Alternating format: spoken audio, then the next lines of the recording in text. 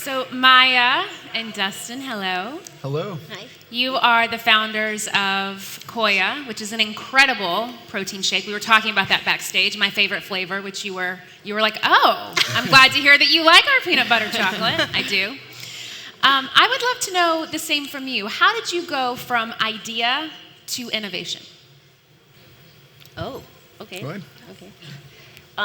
Well, I will say it started off as one idea. We started off as a juice company. This guy had an idea to build out juice bars in grocery stores. And every time we came up with a new idea, it was great. Like the juices were super successful, but it was so labor intensive and the margins weren't there that we kept reiterating and coming out with new products.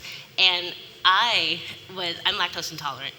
I have a lot of health allergies, and this guy diagnosed me and started coming up with some, new flavors and a protein drink, and I was getting into working out. And when we started selling that protein drink in local health food stores, it flew off the shelf. We were like, this is it. This is the one we're going to dive deep into. And so the other products, sadly, I was very sad. We had to discontinue.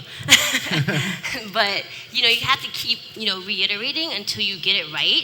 And if it takes you about 3 or 4 years and you have a product and it's still not catching on, it's time to pivot. So you have to pivot. I don't know, did you want to add anything to that? Yeah, I would just say to Maya's point, those are great points, by the way. Starting out, as Maya mentioned, it's really about keeping it to the core. It was the first panel, I think they covered this pretty well, is staying true and authentic to yourself, and that just gets communicated outward. And so for Maya, it was a very personal thing. We discovered she was lactose intolerant. We built a product around it, and hundreds of thousands of people came out of the woodwork that had the same problem. So we solved it, and that's where we are today. What would you say some of the initial challenges were with taking this brand to the national scale that you've been able to take it to? Oh gosh, I think an easier question would be, what problem didn't we have? Exactly. So, this is a great question, and it's the most fortunate and unfortunate thing to, the story, I'll make it quick. Maya went on the Steve Harvey show because a mutual friend worked behind the scenes. She goes on, we weren't ready. We got national exposure, and Whole Foods Market came calling maybe a month later. And we had to figure out how to get into 420 stores in about 2 months. We didn't have any funding, we didn't know what we were doing, and we didn't even really know anyone in the industry. So I would say the lesson there is grow responsibly, don't get pressured into saying yes, be comfortable saying no. And those people will still be around, but if you rush into it, you can mess it up and lose that opportunity. So grow responsibly, people. How did you guys navigate that? Oh, it was like 2 chickens with our heads cut off.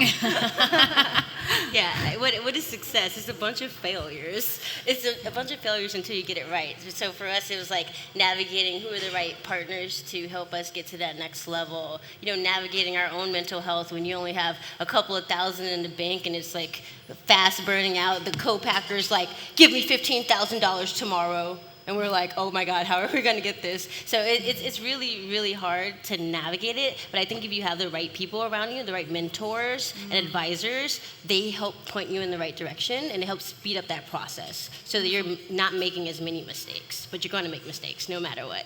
Yeah.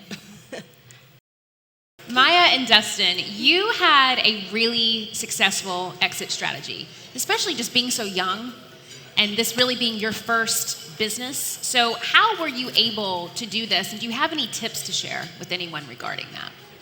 Yeah, I think when you have a brand, it's your baby. You put a lot of effort and energy into it. You birth it, and you share it with the world.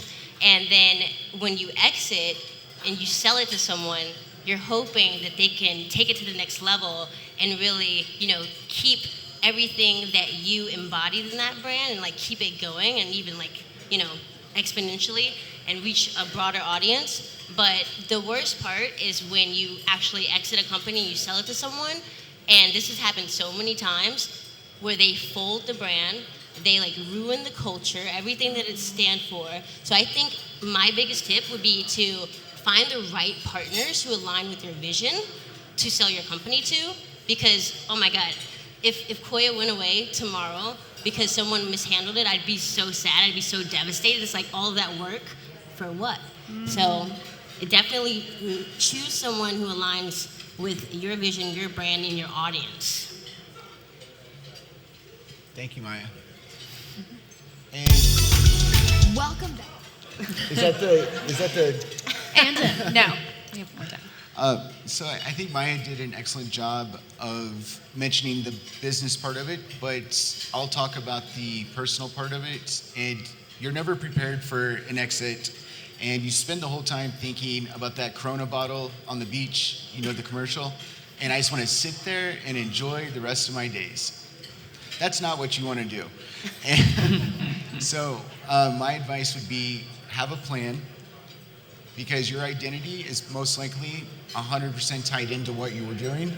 And even if you have $1 billion, you're going to be lonely afterwards if you're don't have something next to jump into and put all that energy into. So the mental side is just as important as the business side. I feel that the world, it doesn't give you what you want, it doesn't give you what you need. The world gives you who you are. And so I want to know from each of you, this is a little bonus round, quick fire, who did you need to become in order to be the success that you are today? For me, I think I needed to believe in myself. I started very young, like 22. I actually didn't graduate college, and all of those things, of course, being a female and African American, everything was going against me. And, I really needed to believe in my natural intelligence and the things that I had actually accomplished and, really step into my power.